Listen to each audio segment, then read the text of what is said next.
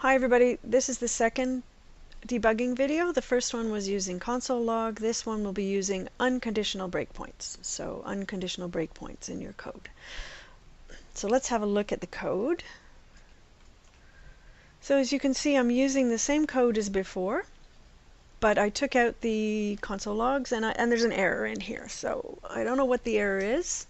Well, actually I do know what the error is, but let's pretend I don't. So let's have a look at that code. So as you can see, I've previously loaded it and I hit F12 and let's have a look at the console. So this looks good. It says live reload enabled. Let's load it again. Okay, we've got this we're missing the favicon, which is not a big deal. You won't see that on Cora, but you'll see it locally unless you give yourself one. It's not a huge deal. So what I want to change the color, so let's try that. Click on this. Nothing happened. That's a problem. What about this? That worked. It said hello. Okay. But so something's not working. So let's have a look at why. We're going to use the debugger. So we're going to use pieces of the debugger. And on the left-hand side, you can see it's just really it gives you the content of this page. So we've got the scripts in here, we've got events HTML, that happens to be the page name. And then in the middle I've got the JavaScript and the events, and the HTML, so JavaScript and HTML. And then on the right hand side I have information that I can display as I'm debugging. And up here I have, these are just closer tabs. So I'm going to get rid of the sources and outline. I don't really need that. I want to look at the JavaScript. I want to watch, there's something wrong with the JavaScript. So up here I have, you can step through your code. So what I can do is, this will pause it, of course. It's nothing's happening right now, but we'll pause it. This will step over, so I can do it one line at a time. But since it's event driven, we have to drive it a little bit. So we can drive it, get it to do things, and then step over, or then pause, resume or pause. And this is step into. So step into is fine. What it'll do is if I execute a function somewhere, let's say here where I execute, where's my random? Here where I execute random, if I were to step into this statement, it would actually go up here. So the problem with step in, or it's not really a problem, but you can step into functions that are not part of your code. They're part of JavaScript. So be careful with step into. I usually do a step over and put stop points. Step into and then step out of. So if you get stuck in something and you don't want to go to the end of the code, you can step out of it to the next line. So these will all do it one line at a time. So that's one way to do it. What we can also do is we can use breakpoints. And that's what I'm going to demonstrate here. So I want to use a breakpoint here, so I can put my cursor here and hit Control B, or I can toggle it through this. So if let's say I want to put one in all of my functions that have to do with buttons. So this is the startup. This is the change color. So let's put one here. And if I right click, I can add breakpoint, a conditional breakpoint, or a log statement. So I want a breakpoint, or I can just click on it. That adds a breakpoint. So you notice the blue things here, those are breakpoints. And notice they show up here in the events.js and it tells me what's going on. So I want breakpoints, but I also want to watch what's going on. So for example, I want to see what's in my document Muppet. I want to see what's in my, I want to see another one. Whoops. I need to hit the plus sign. I want to see what's in my, Muppet global constant. I notice it says, gives me a little information about it. It says, gives me a lot of information about it, but it comes from this, this ID name. And this is all of the stuff that has to do with name. And then what else do I want to see? How about random color? So down here I generate a random color. I just want to see what's in there. RND call. So notice these two, they are available because I've initialized them. So this has been initialized, this has been initialized, but random color has not been initialized because it's a constant inside this function, so it's out of scope, so there's nothing in it at right now, so it says unavailable. So that's fine. So now we want to do something in the code. So let's reload it because I didn't see what happened here. So let's reload the whole thing. So there, when I reload it, notice it says paused on breakpoint, and the breakpoint that it's paused on is highlighted here. So this is where I am. So now what I can do is I could have a look at what's in button if I want to. I can, oh, it's undefined because I haven't gone to the next statement, but if I step over it and go to the next statement, button will now be defined. So there it is, it's button color, and I can see that. Now let's go back to the debugger. So once it's defined, I can have a look at it. But when essentially a breakpoint starts before when you have a breakpoint set, it will stop before it executes the statement. So now I'm on this statement, and I can just keep stepping over. Okay, looks good. Log button 2. Well, I could go back to the console log, see what's going on. There's my button 2. Go back to my debugger. Let's keep going. So document Muppet. So it's undefined right now. I'm going to, well, as soon as I step over, it should be defined. So notice here, document Muppet is defined, and it has assigned the value of fuzzy. So now I want to just continue. So I want to resume, let the page take over and stop stepping through because I want to see what happens. So I'm going to hit resume. So the startup worked no problem. We just stepped through it. Now let's click on one of the buttons. So let's try this one first. Say hello. So it says paused on breakpoint again, and this is the breakpoint that's live. And here you can see here I'm in this one. So if I step over this, it pops up that alert. So as soon as I execute it, I get the action of it. And now I'm in Swap Muppet. So I mentioned that we can actually step over or step in. So if I didn't want to see what was going on in there, I could step over it. But in this case, I want to just try it, so I'm going to step into it.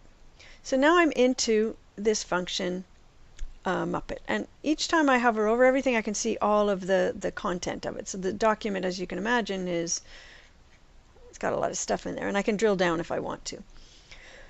So now I'm going to step through this. I'm not going to step into it because if I step into it, well, in this case it's an if, so I won't step into much. But get into the habit of using step over. I'm going to use these. I generally will use the F keys, but this way hopefully you can see what I'm doing. So step over it. So it's should change it to Kermit. There we go. I've got Kermit up here. So this would have been easier for than console log for debugging, but it takes a bit of setup. So sometimes console log is just as good.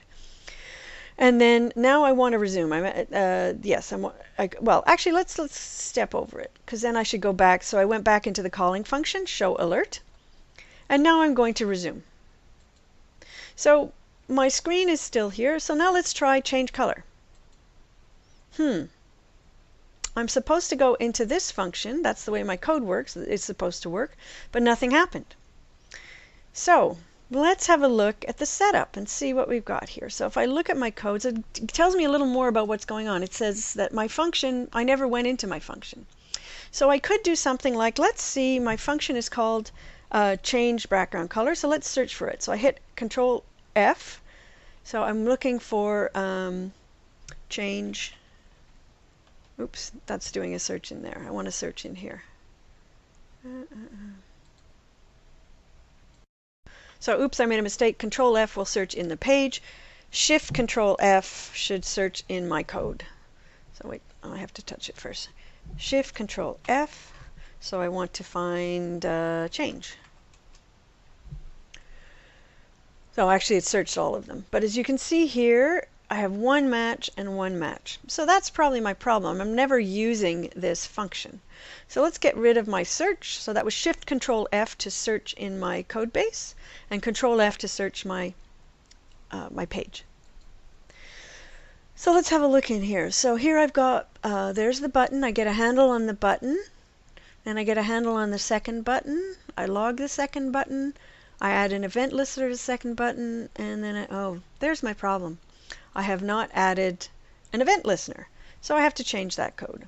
So let's go back to my code. I'm going to change it. So here we go. Button. I'm just going to copy this.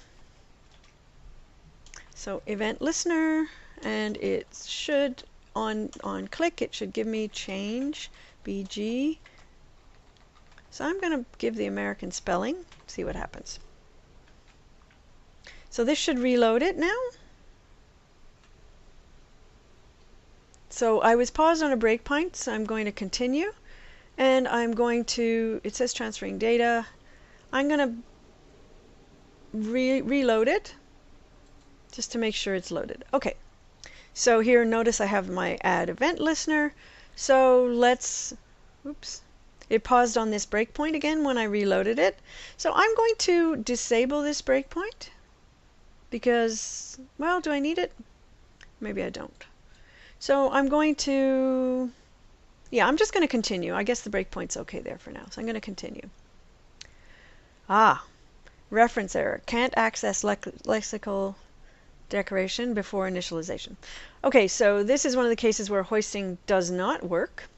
And I have put button 2 here instead of button. So here it should be button, but it's button 2. So lots of typos.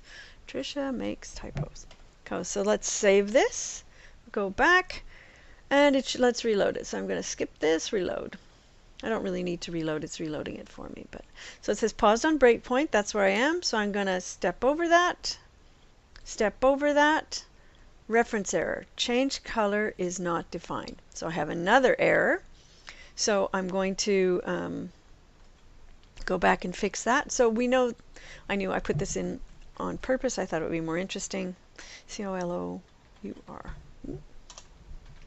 It's not that interesting. Okay, so now it's reloaded itself. Let's see, did it reload itself? Yes, C-O-L-O-U-R, it reloaded itself. So I'm going to step over. So notice we have our button now has its breakpoint assigned to it. We can have a look at this. Well, this is just the viewer, so it has the breakpoint assigned to it, but we can see all of the information in the button. And now, I think these worked before. I mean, if I were being thorough, I should test them again, but they worked before, so I'm just going to resume. So now my page is reloaded. I'm going to click on Change Color. So this time it actually went in here. So that's good. It means I'm actually invoking my function. And, well, this hasn't been defined yet, so let's step over it. And now we have a color, so this is the color that was generated. And now we're going to change the Muppet on the screen. Swap Muppet. So we're going to change the value of it. I'm going to step in again. Oh, I stepped over, sorry. And then I'm going to continue. So there we go. That worked. So let's try it again to get Kermit. So it paused on the breakpoint again. It should generate a new color. Step over, step over, step over, step into.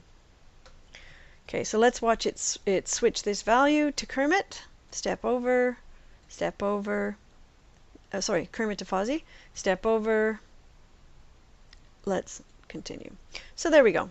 So we fixed it using breakpoints. So if I'm pretty sure it's working and I want to test it again, what I can do is I can disable all the breakpoints, or deactivate them. Sorry, it doesn't get rid of them. So if I want to use them again. So if I want to see what happens if I don't have my breakpoint set, then I'll do this. So let's give that a shot. Maybe I should change the height of this. Anyway, we'll leave it for now. So change color. So it changes the color and changes it to Kermit. And this will Fozzie, Kermit, Fozzie, Kermit, Fozzie, Kermit. Okay. So it changes, swaps the Muppet, and it changes the color. So everything's working. So this is good. My code is good. I've done my debugging. Ta-da!